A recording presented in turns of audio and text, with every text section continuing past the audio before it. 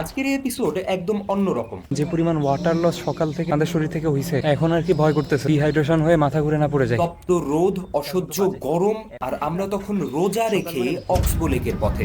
কিন্তু এখানেই ছিল আসল অ্যাডভেঞ্চার। আমরা যাদের সাথে দেখা করেছি, যেসব জায়গা পেরিয়ে এসেছি, সব মিলিয়ে এক দারুণ অভিজ্ঞতা। কিন্তু শেষ অবধি কিভাবেই কঠিন যাত্রা শেষ করলাম, জানতে হলে পুরো ভিডিওটি দেখুন।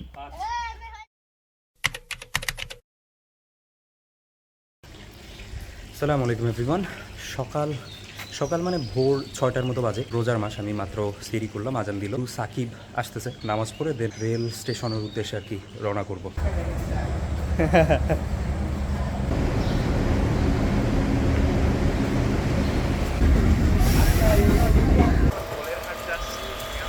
একটা নদী যখন এরকম আঁকা বাঁকা পথ নেয় না, ইউ এর মতো একটা শেপ নিল একটা নদী।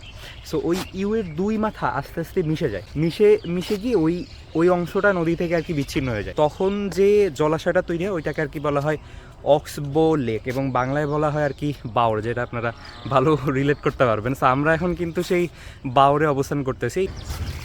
কি জানো ও সেই সাকিব,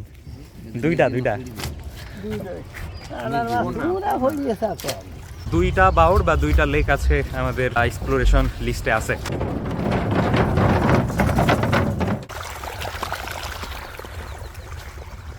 আসসালামু আলাইকুম, ভালো আছেন? এখন থাকি গেলি ভালো হতো। যাক, শুনে ভালো লাগছে। আপনি যে বলছেন এটাই অনেক। আপনি চোখ মেললেই দেখবেন খালি সবুজ আর সবুজ এবং বড় বড় তাল গাছ। আমি সূর্যের পেছনে, এই জন্য হয়তো অন্ধকার দেখাতে পারে, আমি জানি না। যাই হোক, সো এই তো এটাই আসলে প্রত্যেকটা ইঞ্জিনিয়ারিং স্টুডেন্টের ড্রিম লাইফ, যে তারা ইঞ্জিনিয়ারিং পাস করে গ্রামে যাবে, 2 বিঘা জমি নিবে, ধান চাষ করবে, সবজি চাষ করবে। আমি অবশ্য চাই, কিন্তু এখনো পুরোপুরিভাবে চিন্তা ভাবনা করি নাই। আমি এক স্টেপে চলে আসছি অলরেডি। আমার বন্ধু গরু কিনে ফেলছে। ইঞ্জিনিয়ারিং আমরা করতেছি না, ইঞ্জিনিয়ারিং শেষ। আয় আয় আয়। সো এ সাকিব, এনে ডিঙি চালানো লাগবে না, বিশ্রী অবস্থা একেবারে। মাছ মরে সব জায়গায় মাছ, পচা মাছ।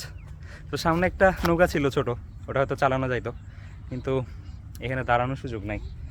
দেখে এখানে ধান শুকায় গেছে, মানে মাঠ শুকায় গেছে। বড় হাও সেই দোয়া করি।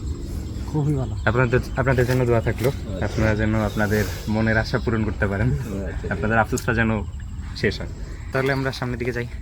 কোনো সমস্যা নেই, আমি গেলে যাও সব জায়গায় বেড়ানি যাবে। তোর ব্যাগের চেন খোলা। আমি চিরুনিও নিয়ে আসছি, যাতে গোসল করে চুল আসলে, আমার চুল অনেক বড় হয়ে গেছে।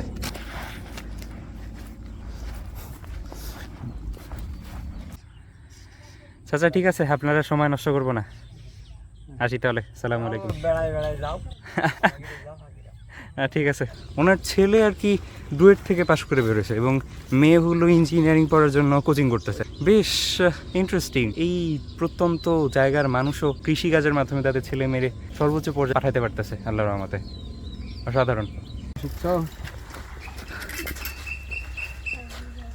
যে মেঠো পথ বলে, সেই মেঠো পথ দিয়ে কিন্তু আমরা হেঁটে যাচ্ছি, এবং রৌদ্রের প্রচণ্ড তাপ, কিন্তু আমাদের সেই তাপ কিন্তু এই সৌন্দর্যকে ছাড়িয়ে গেছে। এবং যেমনটা আপনারা দেখতে পাচ্ছেন, যেদিকে চোখ যায় সেদিকেই কিন্তু সবুজ এবং সবুজের সাথে বড় বড় তাল গাছ। এবং ক্যামেরার পেছনে আছে আমার বন্ধু, আমি আপনাদের সামনে উপস্থাপনায় আছি সাদিক দাইয়ান। সো আমরা এখন এই যে গ্রাম বা দ্বীপ বা লেকের মাঝখানে যে জায়গা, এটা থেকে কিন্তু আমরা সামনের দিকে যাচ্ছি। এতক্ষণ আমরা লেকের পাশ থেকে হাঁটছিলাম, কিন্তু বেশ গরম। সো আমরা এবার রাস্তা ধরে সামনে ভেতরের দিকে যাওয়ার চেষ্টা করছি। বাবারে পানি এই কয়েক বছর উঠেছে, এইবার একটু পানি উঠেছে, আর এসব জায়গাতে পানি। সো আমরা এখন এদের সাথে ক্রিকেট খেলবো। আমি বল করবো না ব্যাট করবো?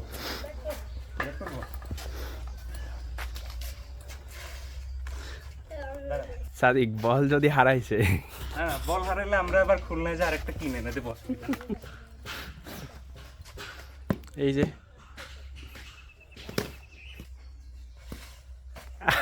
আউট।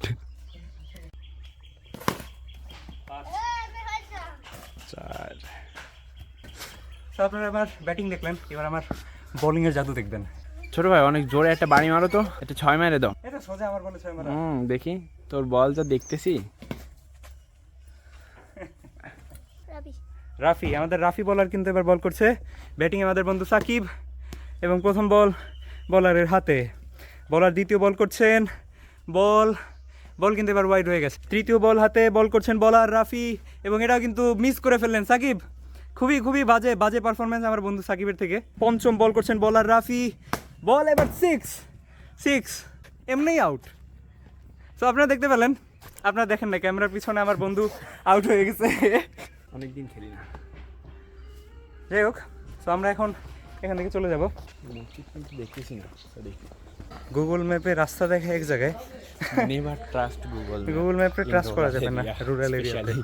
আমরা দেখতেছি আমরা রাস্তায় আছি, কিন্তু গুগল ম্যাপে দেখাচ্ছে আমরা বাড়িঘরের মধ্যে। অদ্ভুত। আমরা পুকুরের মধ্যে চলে গেছি। আমাদের কষ্ট কমে গেছে, আমরা একটা ভ্যান পাইছি। এখন এই ভ্যানে করে আর কি আমরা ওই যে জায়গা থেকে আসছিলাম সেই জায়গায় যাচ্ছি।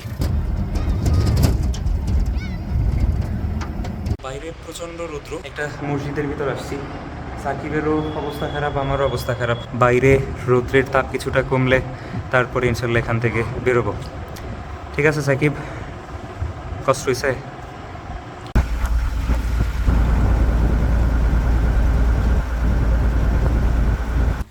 তো আমরা মাত্র আমাদের দ্বিতীয় বাস থেকে নামলাম।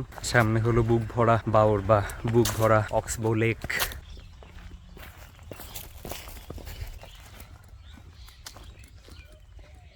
লেকটা হলো শিমের বিচির মতো অনেকটা। তো শিমের বিচির একটা সাইডে এখন আমরা আসি, হেঁটে অনেক দূর আসছি, তাও আমরা ওই সাইড আর ক্রস করতে পারি নাই। তো এখন এখান থেকে সোজা যেতে হবে, সোজা আরিচপুর না কি জানো। তো ওইখান থেকে আর কি যশোরে মেইন রোডে অটোতে যাওয়া যায়। শীতকাল কিন্তু শেষ, এরপরেও এখানে কিন্তু খেজুরের রস সংগ্রহ করা হচ্ছে। সাকিব, তোদের বাড়ি খেজুর গাছ আছে না? এখন খেজুরের সময়, খেজুরের রসের।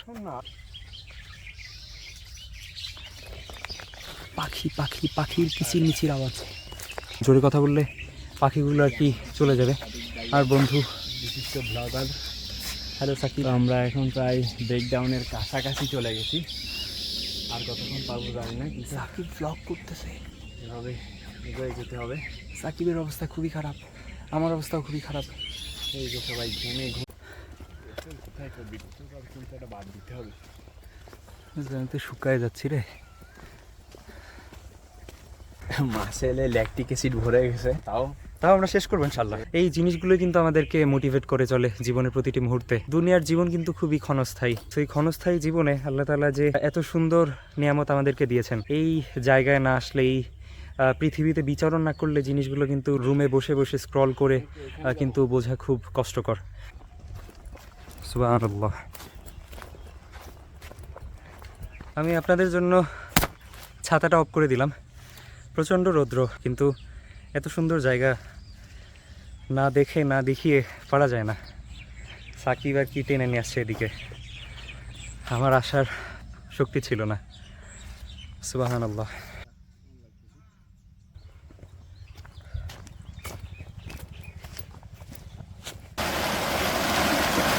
ভাই বেঁচে আছো?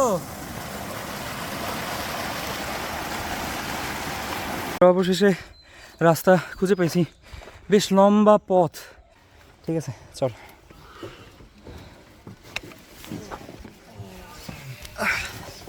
আমাদের লেকের জার্নি হোপফুলি এখানেই শেষ হচ্ছে।